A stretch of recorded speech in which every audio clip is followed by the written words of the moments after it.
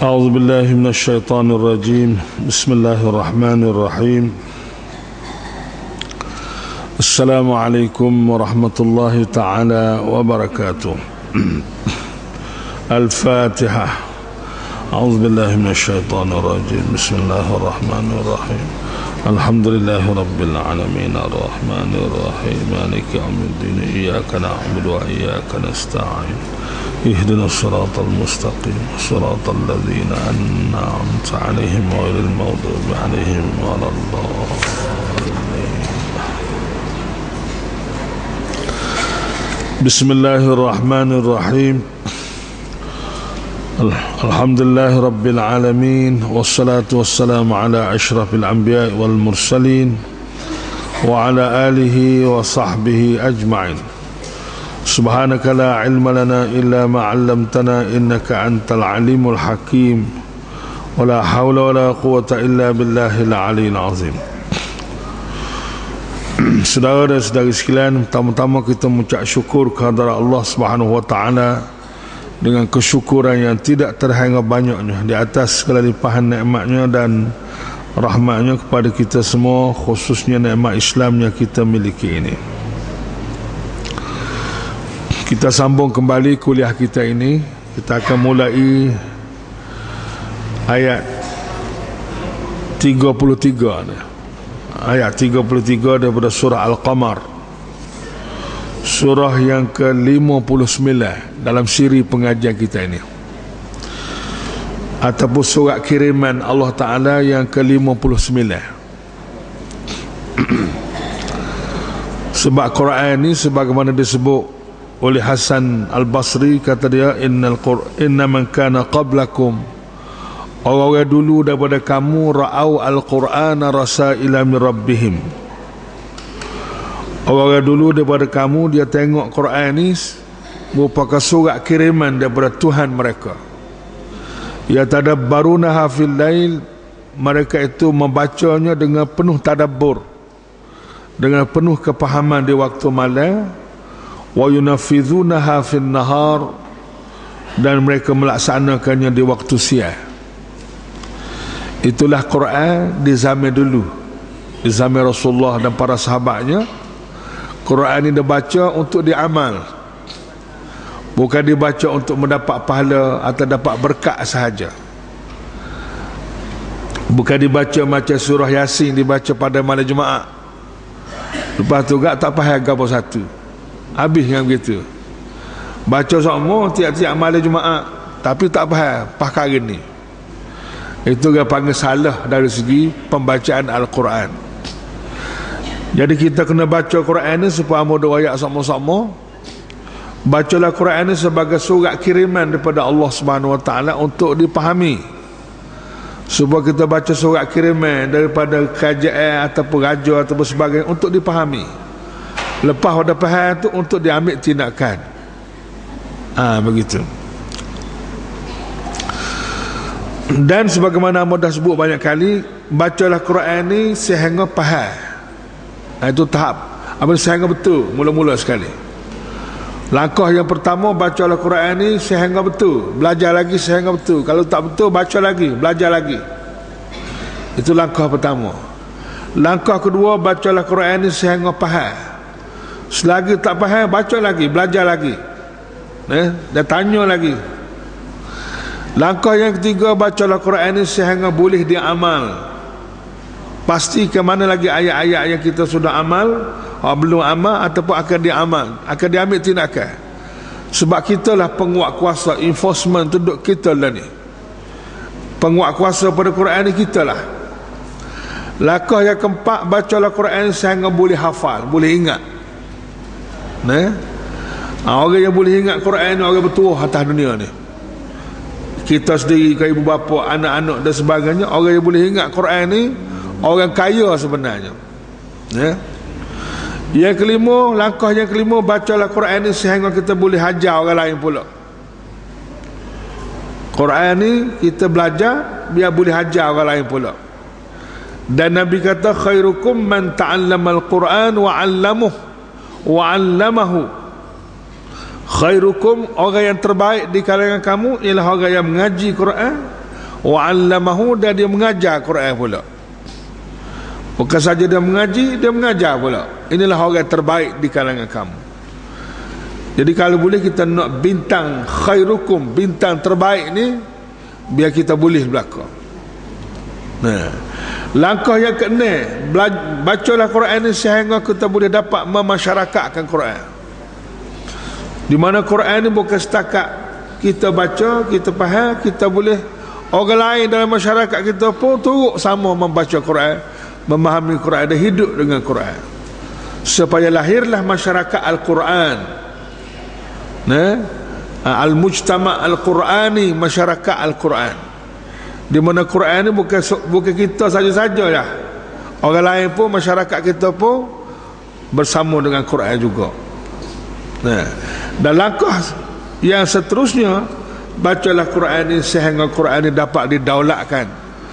Dapat didaulatkan dalam sebuah negara, supaya Quran ni berdaulat. Supaya Quran ni berdaulat. Hari ni Quran ni, dia Al-Quran duna sultan. Quran tapi tak ada kuasa. Itulah nasib Quran. Nasib Quran di zaman ini.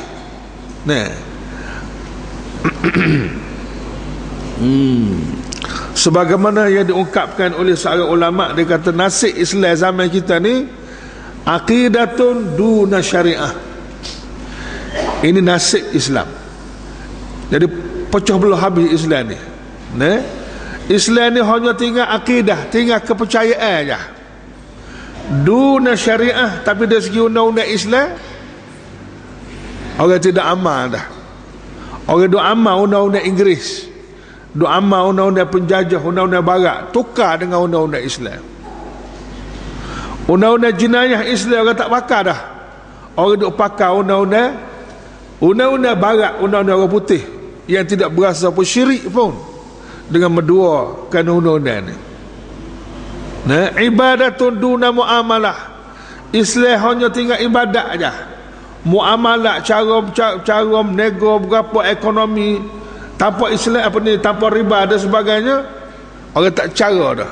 Orang duk cara kau sembahyang jemaah, ibadat saja-saja, ibadat khusus yang sempit. Din duna daulah. Islam ni tinggal agama ya. Tinggal agama peribadi begitu ya. Duna daulah, tanpa negara. Peribadi rakyat memang hidup dengan agama, tapi negara pemimpin tak ikut agama. Ini pun nasib Islam juga. Din duna daulah. Islam hanya tinggal agama ya. Agama peribadi, agama masing-masing, tanpa negara. Bak negara orang tak rujuk ke agama, orang rujuk ke ideologi tu, ideologi ni. Dasar lagi Quran duna sultan. Quran ni hanya tinggal Quran aja. Orang duk baca Quran ni. Tapi duna sultan, tak ada authority. Tak ada kuasa gapo-gapo. Quran royak gapo pun orang tak dengar. Walaupun Quran ni kalamullah, kata-kata Allah, amanat Allah Ta'ala, tapi orang tak dengar Quran. Orang duk dengar syaitan tu, syaitan di atas dunia ni. Sebab hak belawai dengan Quran ni adalah syaitan. Syaitan ni mana hak sesat. Semua yang sesat tu dia panggil syaitan. Dan hak tak betul dengan Quran tu dia panggil sesat. Itulah dia Quran duna sultan. Quran tapi tak ada kuasa. Orang tak dengar kata Quran. Orang tak dengar kata Allah, kata Rasul. Orang duk dengar kata-kata Amerika, kata-kata kuasa besar, kata-kata tu, kata-kata ni. Tak dengar kata Allah. Itulah dia nasib Al-Quran dan juga nasib Islam dalam masyarakat kita hari ini. Ayat 33 ni masih lagi dalam surah Al-Qamar. Mari kita baca dulu. Minggu sekali kita baca ramai-ramai. Nak suruh pecah liu. Nak suruh pecah liu supaya tuan-tuan semua, orang panggil berapa nama tu, orang panggil biar lalu sikit. Biar lalu sikit baca Quran ni. Semula apa ni, seminggu sekali kita baca ramai-ramai. Lepas tu balik ke rumah nanti biar baca lebih banyak lagi. Sebab Quran ni harta kita. harta kita, lomba emas. Jadi kalau kita ada lomba emas sekali, kalau tak melomba, tak leh emas tu. Nah, modok sebut sama harta ni ada 3. Nombor 1 harta benda. Ni semua orang faham belaka bab harta benda sebab pakat nak belaka. Yang kedua harta intelek. Harta dalam bentuk ilmu, kemahiran, kepakaran, kebijaksanaan, itu harta intelek. Itu pun harta juga. Yang kedua, yang ketiga harta rohani. Harta rohani ni harta dari orang panggil pahala tu. Dia ada nilai yang besar tapi tak nampak. Macam roh kita lah. Roh kita ni ada, boleh menggerakkan mata, menggerakkan fikiran, boleh menghidupkan kita kerana ada roh, tapi tak nampak. Sama juga pahala. Pahala ni ada nilai dia, tapi tak nampak. Pahala ni lah harta rohani yang kekal buat selama-lamanya.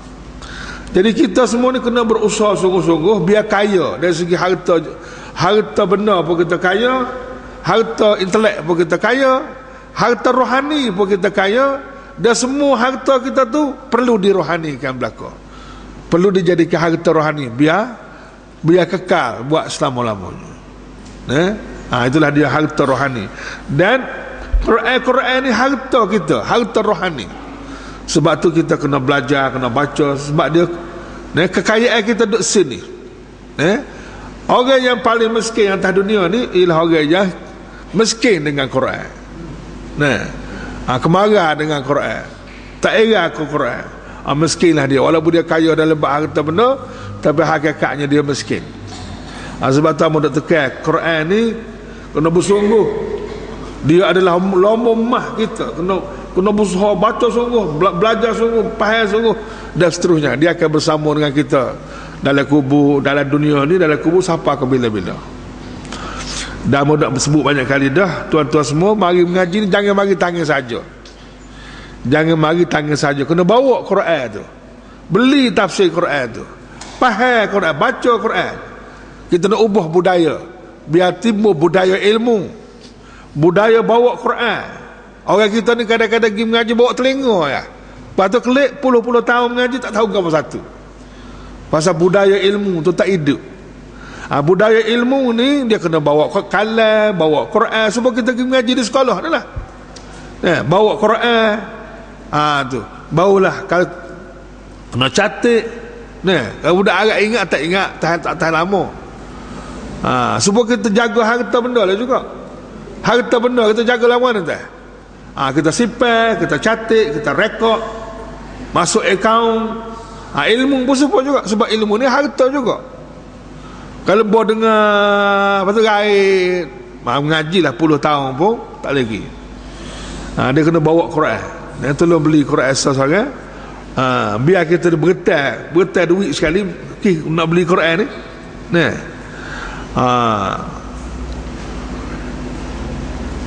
Beli Quran ni berapa sen je. Amo beli Quran ni masa Zamia Jinno mengajar ni berapa puluh tahun dah. Masa tu rega dia 10 riyal sebutir. Zaman tu kita mengaji. Lah ni beli wak mengajar pula kita ni dengan modal 10 riyal zaman dulu. Bahkan ni boleh guna lagi berapa puluh tahun dah. Daripada wak mengaji dulu, siapa kau boleh mengajar lah ni. Jadi tuan-tuan pun tak usah duk berasa mahal lah kita ni beli. Setengah-setengah orang tu beli kitab dia taruh di masjid. Taruh masjid. Nak klik rumah tu berasa berat. Tak betul juga lagu tu. Biar rumah kita tu ada kitab. Rumah kita tu biar ada kitab, biar ada perpustakaan, boleh tengok kitab. Sebab kita ni ahli kitab, ahli Quran. Jadi budaya ilmu ni nak bina semula payah dah. Sebab orang kita sudah utuh dah bahagia tu. Bahagia budaya ilmu. Orang tak cara mana ke ilmu, tak cara kau kitab. Kalau mengaji pun sekadar dengar hanyut gitu ya. Jadi kita nak Nabi kata kun aliman, jadilah kamu orang alim yang dia boleh mengaji dan mengajar orang lain. Au muta'alliman, ataupun orang tu boleh mengaji jadi pelajar. Mari mengaji bawa kitab, bawa kalam, bawa kertas, bawa alat-alat mengaji tu lah. Au mustami'an, ataupun kalau hak tak mampu dah tu jadilah pendengar. Hak kelas 3 pendengar. Tu kalau dia sudah tua, sudah uzur, gapo nak bawa kitab pun tak cekak dah, tu pendengar lah. Tapi kalau tubuh segar degar, bawa surat khabar boleh, bawa kotak rokok boleh, bawa kitab tak boleh. Kotak rokok bawa sama pergi mana-mana. Ke mana-mana pergi bawa kotak rokok, tak tinggal-tinggal. Tapi nak bawa kitab tak boleh, hamba rasa tak kena lagu tu. Gitu. Jadi kita harap kita nak bina semula budaya ilmu ni, insya-Allah. Salah satu budaya ilmu kita ialah kita baca ramai-ramai, baca secara jumu'ah. Lepas tu kita panjangkan lagi di peringkat rumah kita, peringkat balasah kita, biar boleh baca Quran ni. Kalau baca sorang-sorang bakali tak ada hal lama lah ni. Kalau baca ramai-ramai ni dia pecah lia sikit. Ayat 33 ni, 33 daripada surah Al-Qamar. A'udzubillahi minasyaitonirrajim. Bismillahirrahmanirrahim. Kazzabat qaum Lutin bin nuzur.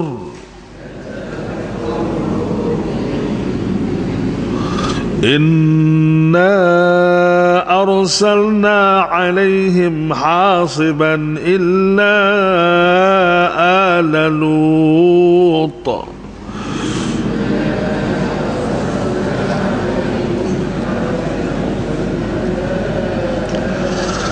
Najjaynahum bisahar ni'matan min 'indina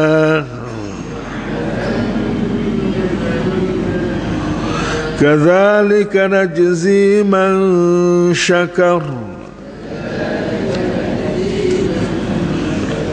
wa laqad anzarahum batshatana fatamaraw bin nuzur.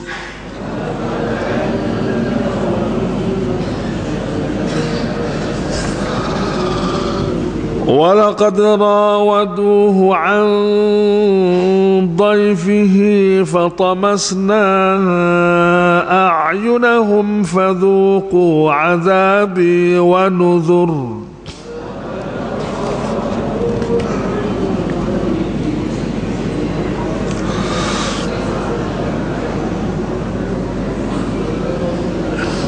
وَلَقَدْ صَبَّحَهُمْ بكرة عذاب مستقر.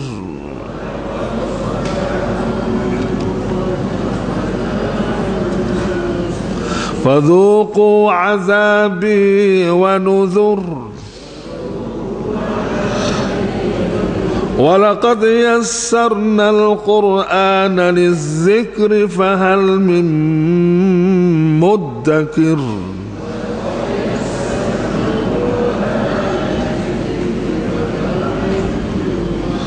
ولقد جاء آل فرعون النذر.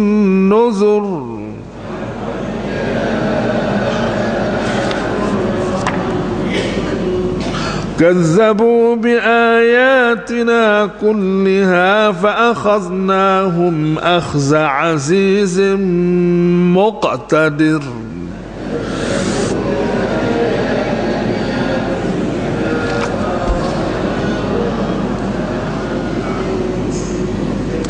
أكفاركم خير من أولئكم أم لكم براءة في الزبر.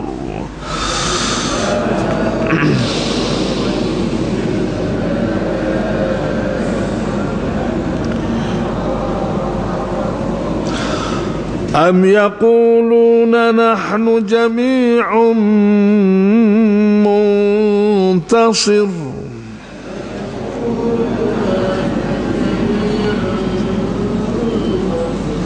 سيهزم الجمع ويولون الدبر.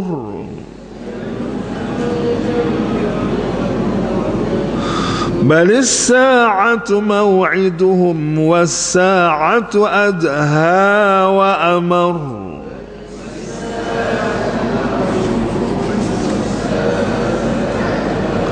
Innal mujrimina fi dhalalin wa su'ur.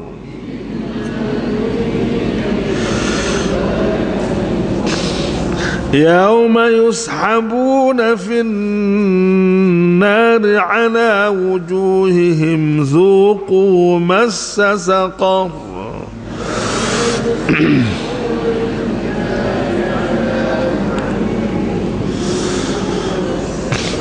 إنا كل شيء خلقناه بقدر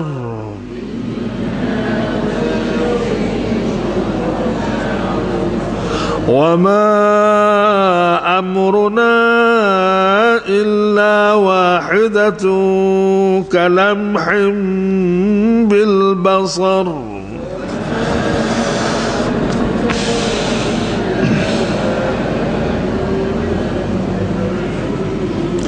ولقد أهلكنا أشياعكم فهل من مدكر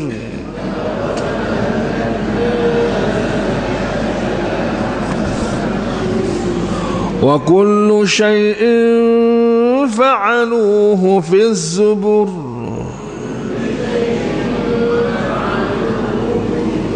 وكل صغير وكبير مستطر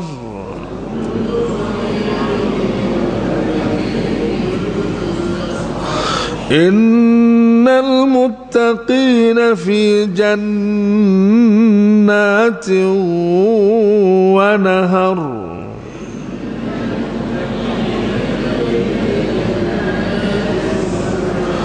في مقعد صدق عند مليك مقتدر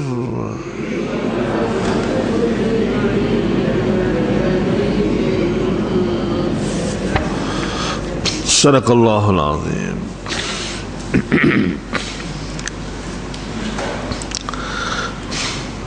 Itulah saudara-saudara sekalian ayat-ayat yang kita baca daripada surah Al-Qamar mulai daripada ayat 33 ni. Sebagaimana kita sedia maklum bahawa Quran ni merupakan satu bukti, satu tanda yang menunjukkan adanya Allah. Adanya Allah ni sangat penting. Biar kita rasa, biar kita faham, biar kita sensitif terhadap adanya Allah ni. Sebagaimana kita terasa terhadap ada yang lain. Apabila kita berasa ada tu, maka kita pun ambil kira. Dan dalam bab ada tak ada Allah Ta'ala ni ada 3 golongan atas dunia di sepanjang sejarah. Satu golongan yang betul-betul yakin Allah Ta'ala ni ada semati. Walaupun tak nampak, tapi bukti-bukti hak nampaknya jelas. Langit, bumi, semua kejadian berapa semua sekali ni, termasuklah Quran ni kalamullah, kata-kata Allah, ucapan Allah ataupun Allah Ta'ala bercakap dengan kita. Wahyu Allah, itu menunjukkan adanya Allah. Cuma Allah ni tak serupa dengan makhluk. Oleh kerana itu adanya berbeza dengan makhluk. Yang kedua, golongan manusia yang mengatakan Allah ni tak ada, Tuhan ni tak ada, segala-gala ni berlaku dengan sendirinya, jadi dengan sendiri. Ini puak-puak komunis, puak-puak materialis, dan juga puak-puak inilah komunis dan sebagainya. Hak tadi puak-puak Nabi dan Rasul lah, dan juga pengikut-pengikut Nabi. Segolongan lagi dia mengatakan, segolongan ni bagi dia Allah ada ni, tak ada ni serupa ya. Dia hanyung gitu ya. Orang kata Allah ada, dia ada retek. Nah, tapi tidak berasa gambar satu tentang adanya Allah tu. Inilah 3 golongan dalam hubungan adanya tak ada Allah Ta'ala ni. Bagi kita, kita yakin Allah Ta'ala ni ada. Buktinya sangat banyak, langit bumi semua sekali, termasuklah Quran ni kalamullah. Dia berkecek dengan Nabi-Nabi dan Rasul, wahyu kepada Nabi-Nabi dan Rasul. Dia pula utusan Nabi. Allah Ta'ala utuh, pilih orang yang terbaik untuk menjadi pemimpin. Semenjak pun Nabi ada sampai ke Nabi Muhammad SAW. Itu pun menunjukkan bahawa Allah Ta'ala ni ada. Selagi apabila orang tak dengar kata Nabi, tak dengar kata Rasul, menetai Nabi, menetai Rasul, maka Allah Ta'ala ambil tindakan dengan hukuman mati, membinasakan mereka itu. Itu menunjukkan adanya Allah yang Maha Kuasa. Dan salah satu bukti adanya Allah ni ialah apa yang berlaku pada kaum Lut. Nabi Lut ni seorang Nabi yang diutus oleh Allah. Tapi masyarakat kaum Lut tidak melihat Nabi Lut ni sebagai utusan Allah, dan dia tak khabar pun Allah Ta'ala ni ada. Dia tak percaya pun Allah Ta'ala ni ada. Lalu dia buat sewenang-wenangnya. Kazzabat qaum Lut. Demikian juga cerita yang sekarang ni kaum Lut, kaum Nabi Lut. Duduk mana kawasan ni? Sekarang ni kawasan ni duduk di Jordan. Sekarang ni sudah jadi laut mati dia panggil. Terletak di antara Jordan dengan Palestin, dengan Israel dalam ni, tempat berlaku ni. Kaum Lut ini telah mendustakan bin nuzur, mendustakan peringatan-peringatan dan amaran-amaran yang disampaikan oleh rasul-rasulnya. Bapa dia sebut amaran-amaran yang disampaikan oleh rasul-rasul. Sedangkan kaum Nabi Lut ni, dia mendusta dan dia bakit lawak, bakit bohong kepada Nabi Lut saja aja. Nabi lain tak terlibat. Jawabnya, walaupun dia mendustakan Nabi Lut, dia tak percaya ke Nabi Lut, dia menetai Nabi Lut, dia menolak Nabi Lut, sorry aja. Tapi dari segi hukumnya, supur dengan menolak semua Nabi-Nabi yang lain. Sebab Nabi-Nabi ni dia satu package, semua utusan Allah. Tolak mana-mana Nabi, menetai mana-mana Nabi, berarti dia menetai semua Nabi-Nabi. Supur dengan Islam juga. Islam pun supur. Kalau Islam ni dalam bab semaya boleh terima, bab mengucap boleh terima, bab puasa haji semua korban boleh terima, kuatu boleh terima, bab undang-undang jenayah tak boleh terima, bab undang-undang hudud tak boleh terima. Berarti menolak Islam semua sekali juga. Katakanlah Islam ni boleh terima 99%, 1% tak boleh terima. Tak boleh terima dengan hati, atau tak boleh terima dengan perbuatan, atau tak boleh terima dengan perkataan.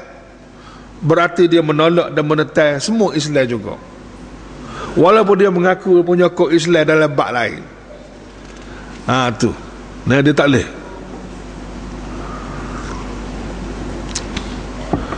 Jadi kaum Nabi Lut ni, walaupun dia menetai Nabi Lut, pada hakikatnya dia menetai semua Nabi-Nabi yang lain. Sebab Nabi-Nabi ni utusan Allah yang menunjukkan adanya Allah. Dan Allah ni pihak yang paling berkuasa. Allah ni kerajaan. Allah ni pemerintah. Allah ni pemilik semua dunia akhirat. Allah lah yang paling berautoriti sekali. Akhirnya lagu mana akhir dia? Dia duk berasa kaum Nabi Lut ni dia lawak Islam, ini bawa oleh Nabi Lut tu, dia berasa tak ada apa satu. Nabi Lut bawa Islam supaya kaumnya hidup dengan Islam, jangan hidup sesat. Dia lawak congek ekor. Akhir sekali Allah Ta'ala ambil tindakan. Ini menunjukkan Allah Ta'ala ni ada dan memerhatikan segala-galanya. Lagu mana tindakan Allah? Inna, sesungguhnya, arsalna, kami telah menghantar, alaihim, kepada mereka, hasiba. Hasiba ni angin ribut, ia bercampur dengan batu. Dia panggil apa? Ribut bercampur dengan batu. Dia panggil hujan batu. Kau tak? Ribut, kami menghujani mereka dengan batu. Mana hujan batu?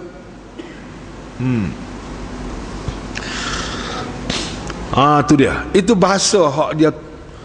Nabi Lut bercakap dengan bahasa manusia, dia tak reti bahasa orang panggil. Lalu Allah Ta'ala hantar dengan bahasa ribut. Ni baru reti bahasa sikit. Orang jenis degil kerah kepala ni, inilah bahasa yang sesuai dengan dia. Bahasa ribut, yang dalam ribut tu ada batu pula.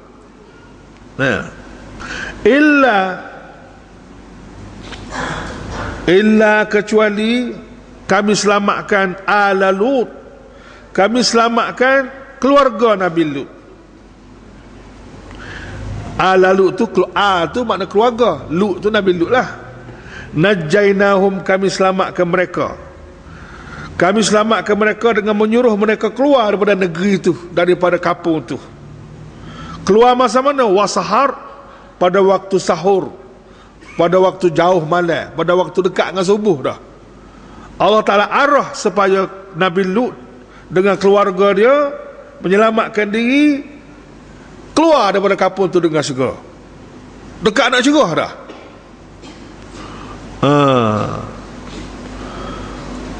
Lama mana pengikut Nabi Lut ni? Tuan-tuan agak-agak ramai mana pengikut dia?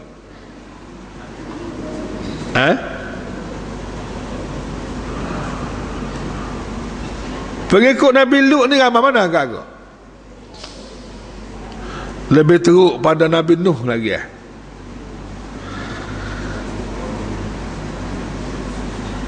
Hadza walam yu'min li Lut walam yu'min bi Lutin min qaumihi ahad.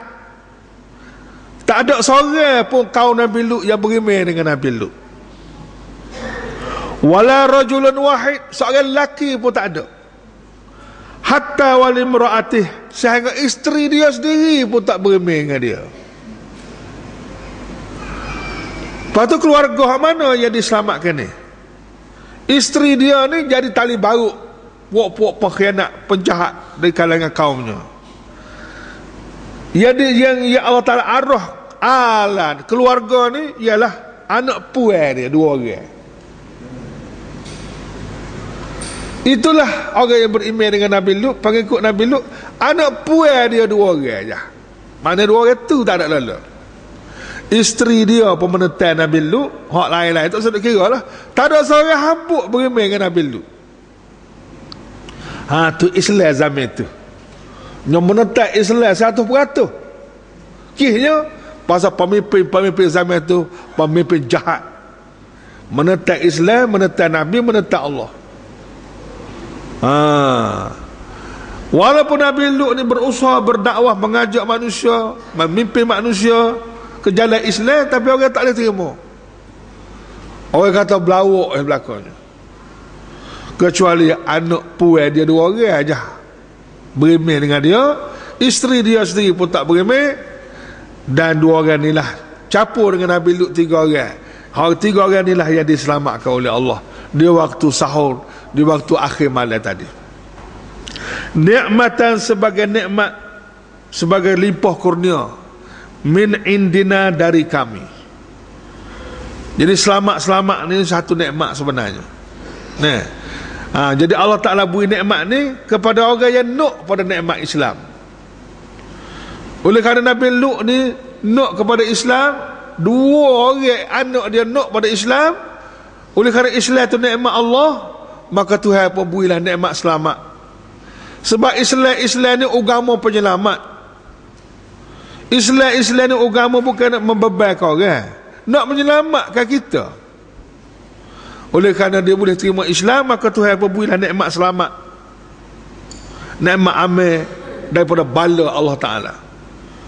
Ini menunjukkan bahawa siapa-siapa yang menolak Islam, mana-mana negara yang tolak Islam, mana-mana pemimpin yang tolak Islam, akhir sekali dia bertepuh dengan bala Allah Ta'ala sebagai tindakan balas daripada Allah Ta'ala, kerana mereka menghina Allah dan Rasul. Jadi orang yang bersyukur terhadap nikmat Islam lah juga orang selamat. Orang tak bersyukur terhadap nikmat Islam, dia tak selamat. Yang mudah sebut banyak kali, Islam ni satu segi dia adalah nikmat Allah, meminta kita bersyukur. Yang kedua, Islam ni adalah amanah yang meminta kita semua jaga amanah ni. Nak syukur terhadap nikmat Islam dan nak jaga amanah Islam ni, kita kena buat beberapa perkara yang penting, yang besar, yang utama. Nombor satu, kita kena kenal tuan Islam ni siapa, iaitulah Allah Subhanahu Wa Taala. Nombor dua, kita kena berasa mujur kita ni Tuhan pilih jadi orang Islam. Allah mujurnya aku, Tuhan pilih aku jadi orang Islam. Oh, kalau jadi kafir maka tak habislah. Hati-hati kita semua berasa mujur dah setakat ni. Allah mujurnya jadi orang Islam.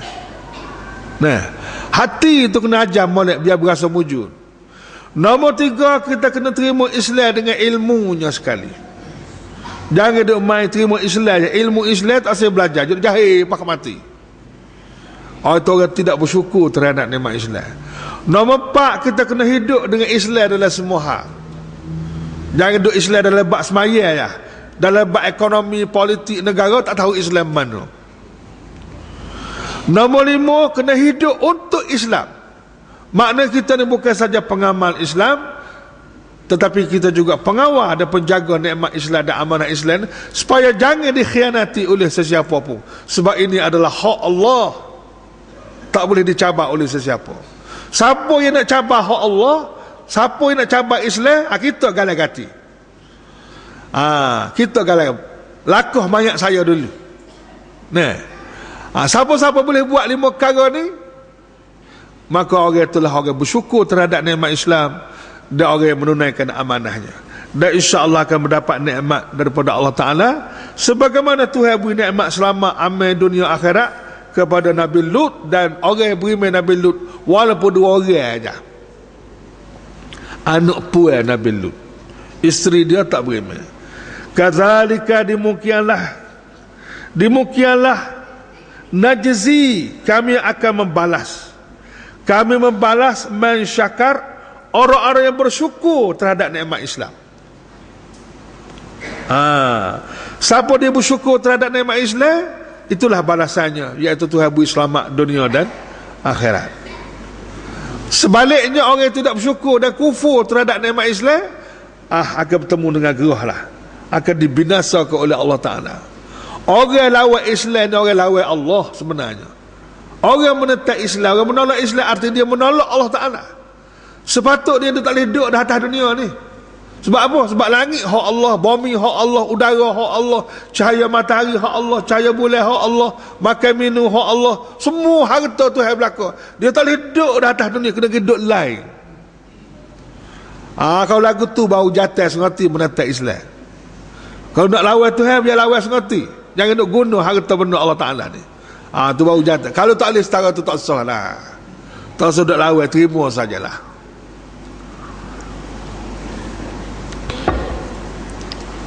Jadi makna nikmat yang seperti ini bukan untuk Nabi Lut ataupun untuk orang zaman Nabi Lut saja. Siapa-siapa saja di seluruh zaman, dulu, sekarang dan akan datang. Kadzalika najzi man syakar, demikianlah kami membalas orang yang bersyukur terhadap nikmat Allah Subhanahu Wa Taala. Nikmat yang paling besar sekali kat Islam. Walaqad anzarahum, dan demi sesungguhnya Nabi Lut anzarahum telah memberi amaran kepada kaumnya. Nabi Lut duk royak dah dengan bahasa manusia, tapi manusia jenis tak kerti bahasa ni kan, royak lah ke mana pun. Dan jenis orang mati rasa, orang panggil, tak berasa takut, tak berasa gapo dah. Nabi Lut beri amaran kepada nama batak syatana, akan azab seksa kami. Azab seksa Allah Ta'ala yang akan menimpa mereka, akan membinasakan mereka. Kalau mereka tidak beriman kepada Allah, melanggar hukum Allah, langgar peraturan Allah, akan bertemu dengan gerah seksa Allah Ta'ala. Tak dengar kata fatamarau, lalu mereka itu tamarau, masa mereka itu tetap mendustakan. Tamarau ni tetap mendustakan, tak dengar kata bin nuzur, dengan amaran-amaran itu. Royaklah gajah rimah pun tak kerti takut, tak kerti apa dah. Itu apa yang berlaku, sifat Nabi Lut atau sifat kaum Nabi Lut. Kalau sifat ni juga ada pada manusia-manusia zaman lah ni, supaya orang kaum Nabi Lut jugalah. Masa jenis tak dengar kata ni. Nah, tak dengar kata Allah, tak dengar kata Rasul, tak dengar kata ulama, tak dengar kata nasihat. Dok main boh dia, pekok badak begitu ya. Supaya dengan puak Nabi Lut juga. Akhirnya hancur. Kemudian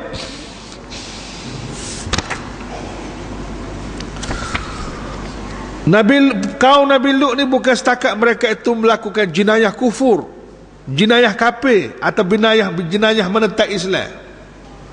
Bukan setakat itu, ada lagi jenayah, dia panggil jenayah sosial.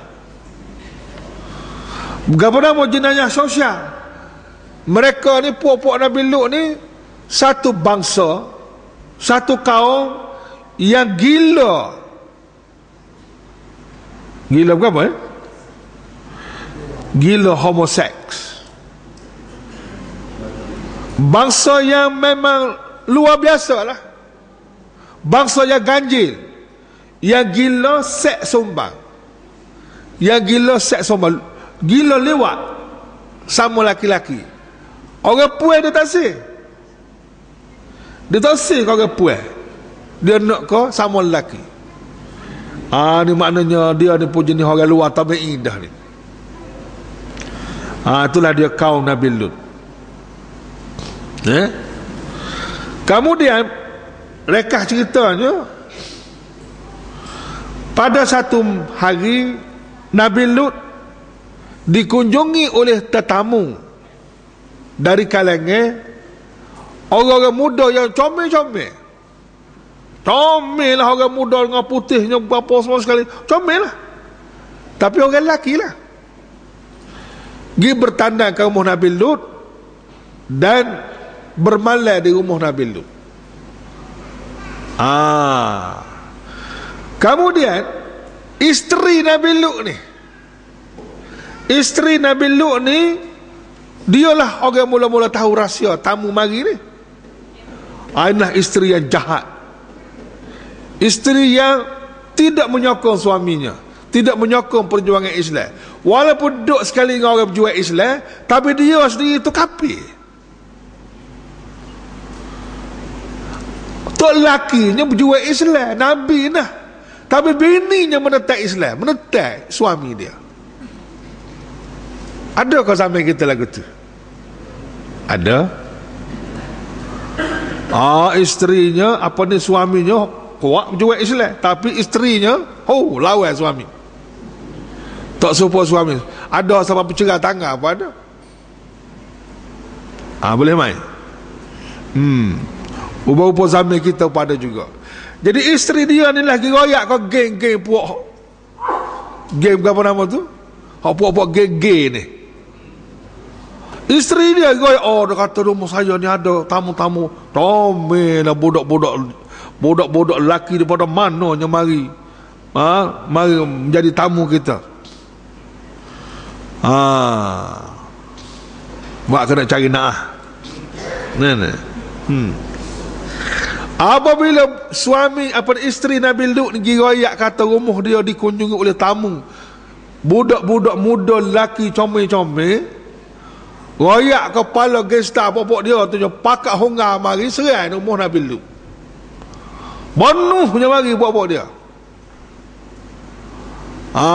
Mari likung rumah Nabi Lut. Walaqad rawaduhu, demi sesungguhnya mereka telah memujuk. Rawadu ni, rawadan ni memujuk Nabi Lut. Tu kembali pada Nabi Lut. Rawaduhu, dia telah memujuknya Nabi tu kembali pada Nabi Lut. Memujuk siapa? An dhaifihi, mengenai tetamunya. Jadi pakak mari likung rumah Nabi Lut, dipujuk Nabi Lut supaya serah tamu ni ke dia, serah tamu ni ke puak-puak dia. Dia nak buat mana? Nak digunakan sebagai supaya mereka buat kerja sekala lah, yakni supaya dibenarkan mereka memperkosa dan melakukan perbuatan yang keji kepada tetamunya. Nak lewat lah, nak lewat.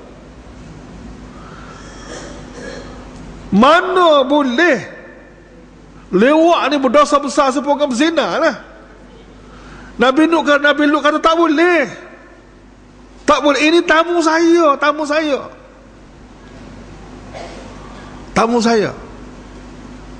Saya sebagai tuan rumah wajib kena mempertahankan tamu. Tak kira pula tuan rumah nak membiarkan orang memperkosakan tamu. Jatuh maruah tuan rumah. Nabi Lut tak benar sama sekali. Dia tak khabar tamu-tamu hak ramai mari itu bukan manusia. Itu adalah malaikat-malaikat. Pandai comel luar biasa pun. Bukan orang sengaja, malaikat yang berupa dengan pemuda-pemuda yang comel. Malaikat. Dia puak-puak jahat ni, dia tak kira ada malaikat ke berapa ke. Nah.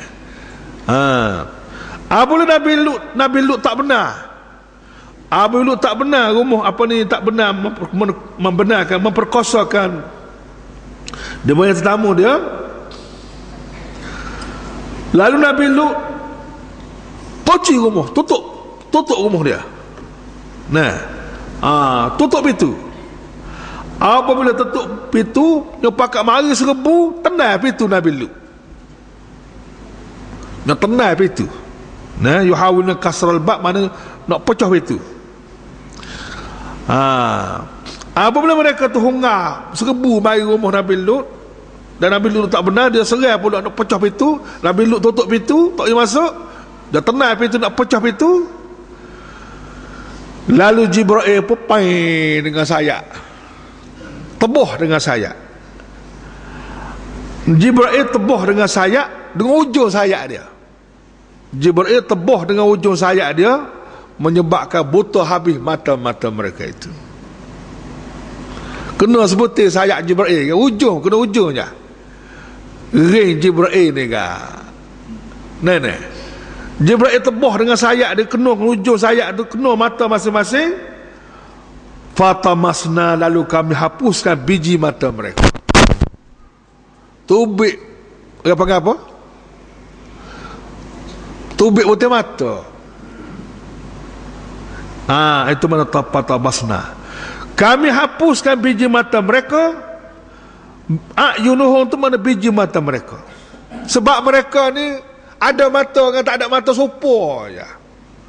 Jadi orang je dah jadi Tuhan beri nikmat mata pun tak pakai kerja dah.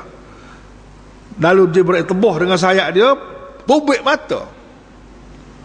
Tubik mata tu kat weh. Tuan hidup lagi.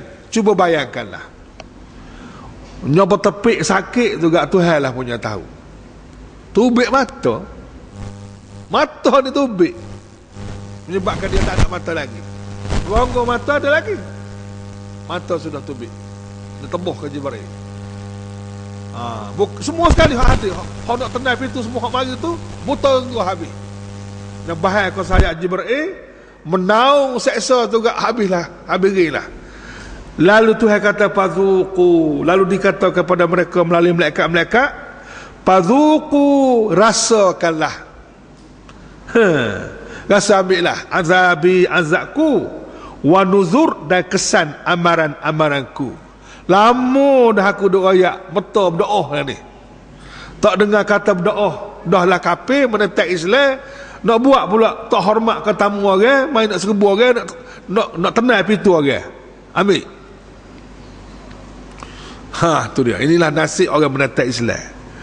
Nasib orang menentang Islam dulu kalau ni kau bila-bila kau buat khianat kau orang berjuang Islam, ni dia, maka tak habis lah. Sebab Nabi Lut ni orang berjuang Islam. Nabi Lut tak ada gambar satu. Harta tak ada, kuasa tak ada, tentera tak ada, gambar tak ada. Ada gigi dengan lidah je. Tapi kena ingat, orang berjuang Islam ni dia ada Allah, dia ada malaikat, dia ada tentera Allah yang duk jaga mereka. Jangan buat betul sangat orang menentang Islam ni. Kena tengok banyak lapis sikit. Walaqad sabbahahum, dan demi sesungguhnya sabbahum, kami mereka ditimpakan azab. Ditimpakan azab tu mulai daripada pagi tu sampai ke subuh. Cuba saudara bayangkan, kena sayap Jibril tubik mata, nak boleh kemati pagi tu kan, nak boleh kemati tu, Allah seksa dia. Sakit juga Tuhan punya tahu. Nah, mana ada hospital, mana ada ambulans pada masa tu. Nak gelepar seorang gitu, gelepar habis kan, bertepik, boleh bayangkanlah setara mana sakitnya. Tubik mata. Nah, kalau cabut kuku pun sakit dah. Ni mata.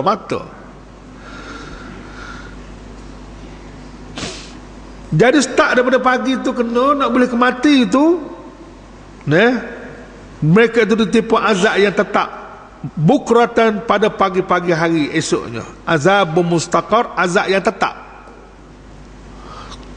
Apa dia panggil azabun mustaqir? Maaf, azabun mustaqir, azab yang tetap.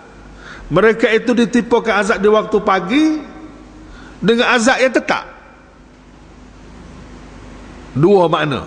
Azab yang tetap ni, nombor satu ialah azab tu daripada awal-awal pagi kena tu berterusan seksa sampai mati. Lama kalah nak boleh mati tu. Nah, so yang kedua, lepas pada mati sambung dengan azab akhirat pula. Sambung dengan azab neraka pula, dan kekal dalam neraka buat selama-lamanya.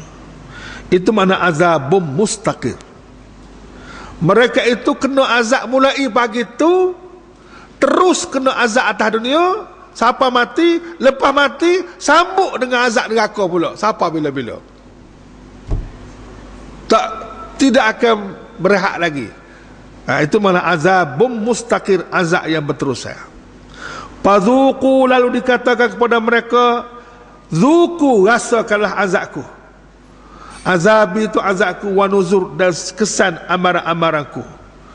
Inilah balasan orang jenis tak kerti bahasa. Orang jenis tak kerti bahasa, orang jenis mati rasa, tak dengar kata Allah, tak dengar kata Rasul, tak dengar kata nasihat, menolak Islam, menentang Islam, dan jahat pula tu, pengamal homoseks dan sebagainya. Itulah dia. Dia biasa orang yang menentang Islam dan orang jahat-jahat. Nah, sebab kalau tak jahat dia tak menentang Islam. Nah, dia orang ada perangai huduh. Orang perangai huduh memang dia menentang Islam.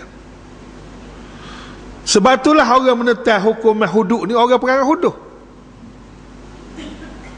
Dia takut undang-undang Islam ni berjalan, maka menyebabkan dia tak boleh nak buat kerja-kerja jahat dia tu. Nah, sebab tu Presiden MCA kata, kalau undang-undang Islam, ada undang-undang jenayah Islam dilaksanakan di Malaysia, maka akan hilang pekerjaan sekian. Sebab Islam tidak akan membenar kerja-kerja jahat tu. Betul? Pencuri, Islam tidak akan benar. Merampok, menyambung, rasuah, khianat harta negara, berjudi, berzina. Banyak benar peluang pekerjaan situ je.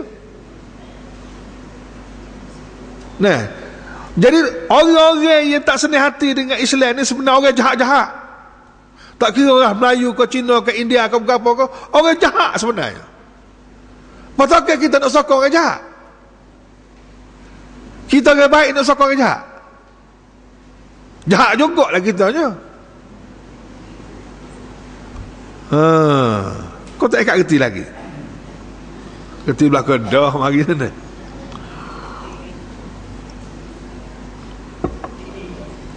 Dan tuan-tuan semua, dalam konteks Nabi Lut dengan Nabi Nuh, Nabi Lut dengan puak-puak Nabi Lut ni, memang puak-puak Nabi Lut ni orang kaya-kaya. Tak padan dengan kekayaan dia, sebab tu dia pergi buat benda pelik-pelik ni. Pergi cari nak memuaskan nafsu cara pelik-pelik. Hak cara biasa ni tak sah dah, nak cari hak pelik-pelik pula. Sebab mereka orang kaya, orang berada, orang berkuasa, orang yang ada kedudukan dalam masyarakat. Sebab tu orang kaya-kaya ni memang orang jahat, kaya-kaya ni dia pelik-pelik. Dia nak cari benda-benda jahat hak pelik-pelik. Hak jahat biasa ni dia buat belakang dah. Ni kena ni. Jadi tuan-tuan semua, kita lah ni kena ambil sikap. Ambil sikap lagu mana? Nak sokong Nabi Lut ke nak sokong puak Nabi Lut? Lagu mana kakak? Nak duduk balik siapa lah ni? Sebab sikap kita ni akan diambil kira oleh Allah. Sokongnya ni akan diambil kira oleh Allah. Jadi kita ni nak sokong siapa? Nak sokong Nabi Lut ke? Nak sokong yang berjuang Islam Nabi Lut lah. Kau nak sokong puak-puak Nabi Lut pengamal sek ni, sek dia punya pelik ni, sek sombai ni, nak sokong mana? Sudah pasti orang yang baik akan sokong Nabi Lut yang berjuang Islam. Tak sokong puak-puak kaki jahat yang kufur, yang menentang Islam ni. Tidak gitu kan?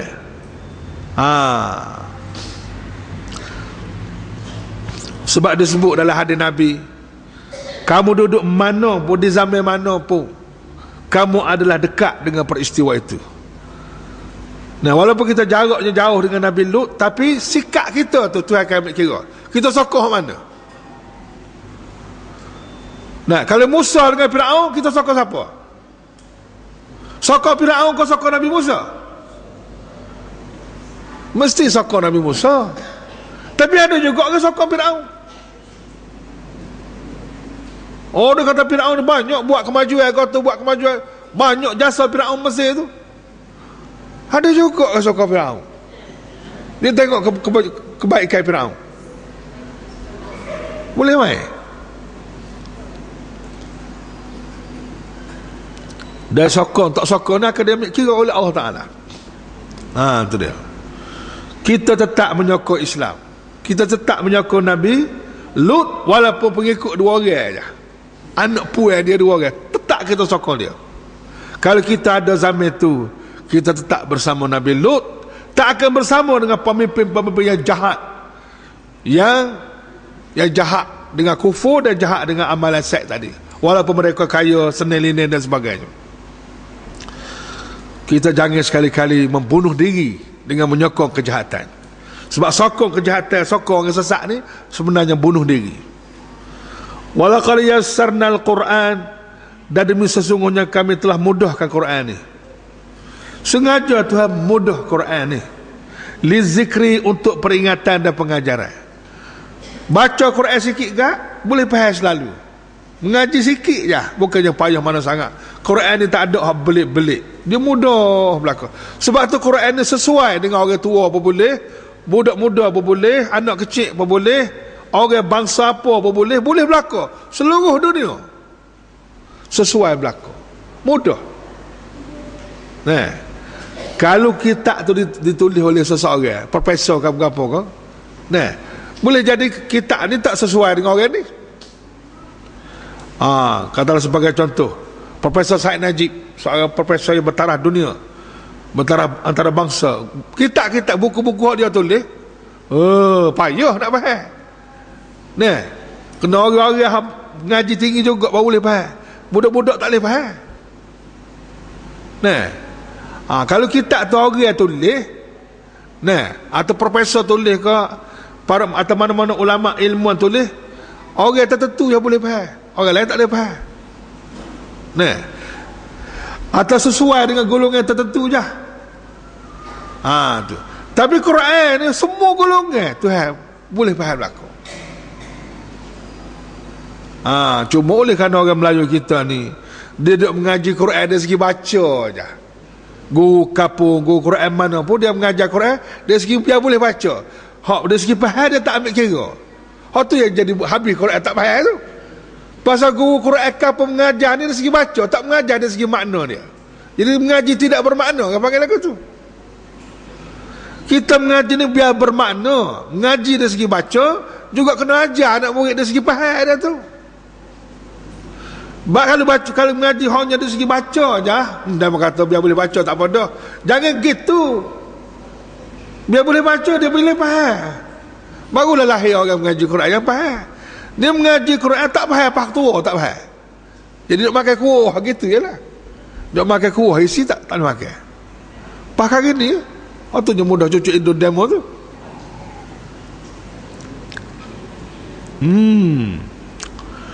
Padahalnya Tuhan Allah Ta'ala sudah mudah Quran ni untuk peringatan, pendidikan, pengajaran. Tak ada dah pengajaran lebih baik selain pada Quran. Fahal mim muddakir, adakah orang yang mahu mengambil peringatan dan pelajaran daripadanya pada Quran ni? Ada ke tak? Adalah, kita semua ni di antara muddakir ni. Orang yang mari nak mengaji Quran ni kira muddakir, orang yang nak ambil pengajaran daripada Quran sendiri. Kita harap-harap kita semua ni masuk dalam golongan al-muddakir, orang yang nak ambil pelajaran daripada Quran. Sebab Quran lah yang mengandungi kebenaran yang mutlak daripada Allah Subhanahu Wa Taala. Hak bertentangan dengan Quran itu sesat belaka. Tak ada jaminan. Quran ni ada jaminan daripada Allah untuk masa depan kita di dunia dan juga di akhirat. Habis satu cerita, masuk cerita kedua pula. Walaqad jaa ala Fir'aun, dan demi sesungguhnya Fir'aun dan kaum dia jaa telah didatangi oleh an-nuzur, rasul-rasul pemberi amaran. Jadi dia sebut rasul-rasul pemberi amaran. Apa? Yang pergi jumpa dengan Fir'aun dua orang aja, Nabi Harun, Nabi Musa dengan Nabi Harun. Sebut tadi jugalah. Nah, apabila Fir'aun ditolak Nabi Musa, tolak Islam yang dibawa oleh Nabi Musa, tolak Nabi Musa, tolak Nabi Harun, supaya dengan tolak semua Nabi-Nabi lah juga. Islam yang boleh ditolak satu, berarti tolak semua sekali. Kazzabu mereka. Jadi siapa dia? Fir'aun dan puak-puak dia. Fir'aun ni hebat pasal ada penyokong yang sebenarnya. Nah, kita ni hebat ni bukan ada penyokong. Penyokong ni panggil ala, keluarga dia, puak dia. Jadi metahnya Fir'aun ni kerana ada penyokong yang ramai. Nah, dan Fir'aun tetap duduk dalam sesak ni pasal penyokong-penyokong dia lah. Walaupun Fir'aun tahu hak dia bawa dia tak betul, tapi pasal penyokong-penyokong tu duduk duduk sokong dia, biarlah betul tak betul pun. Nah, asalkan kita dapat sokongan, boleh kepentingan dunia.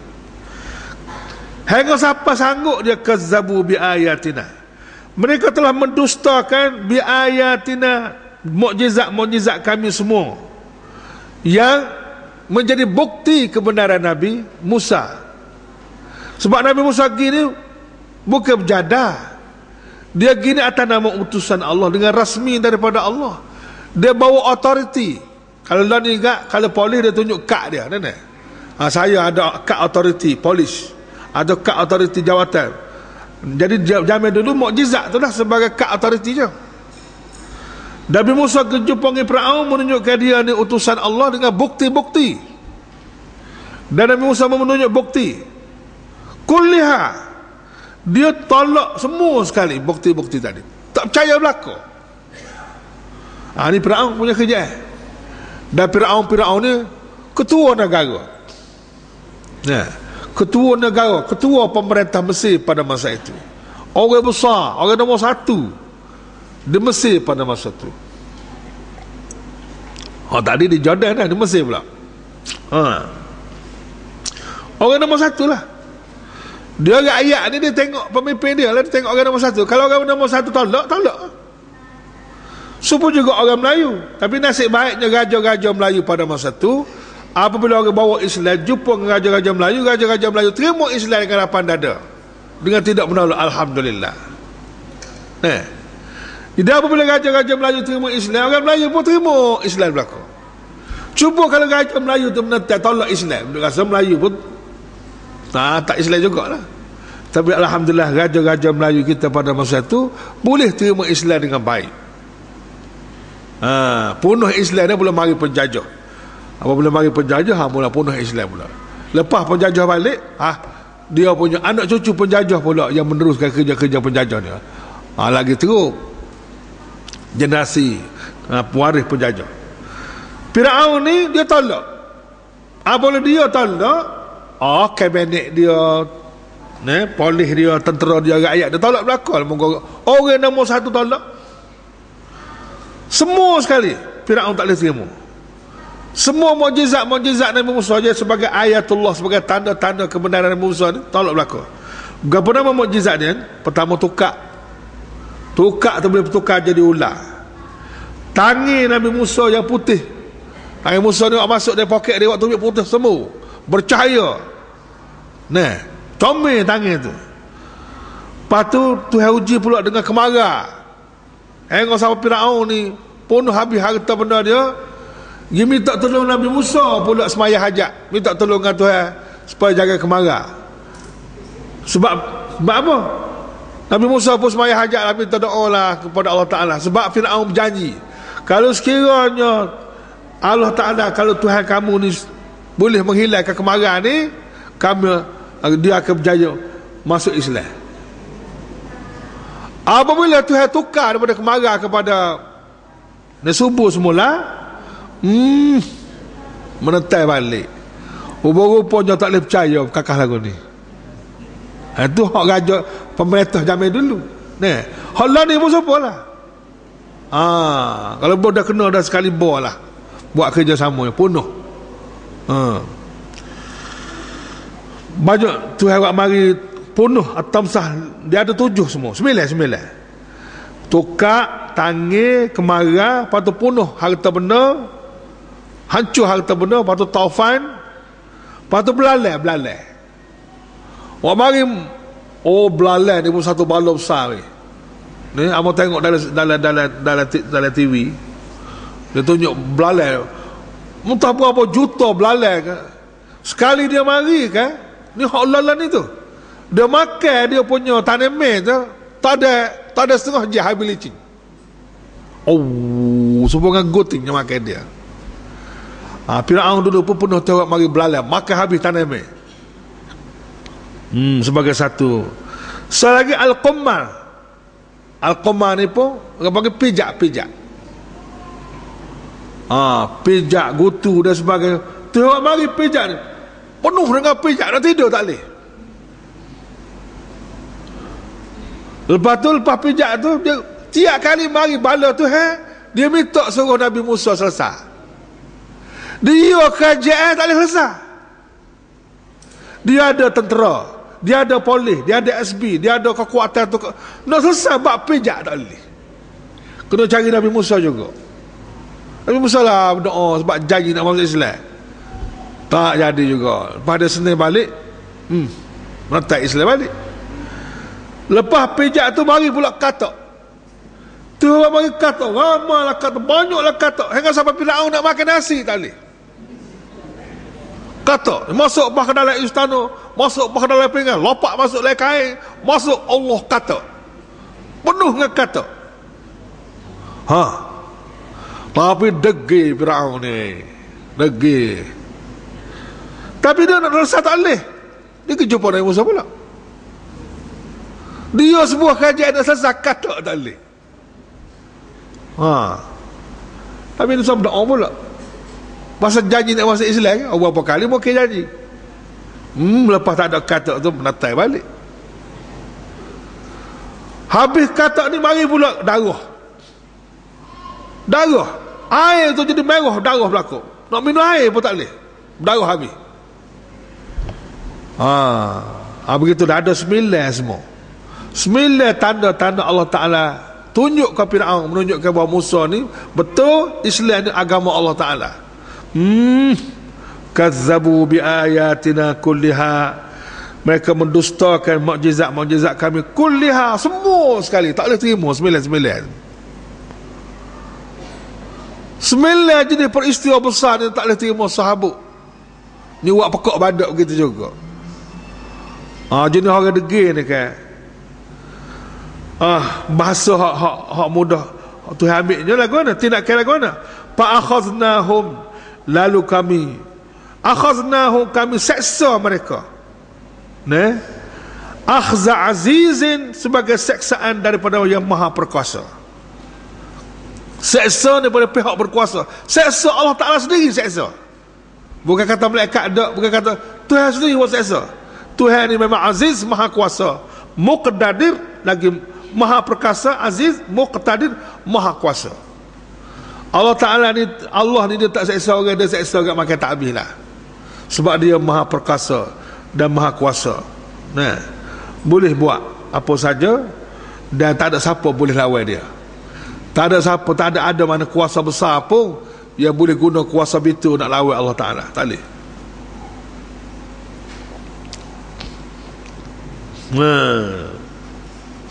Itulah dia Firaun. Itulah dia Firaun. Itulah tanda-tanda adanya Allah. Kalau tidak, orang panggil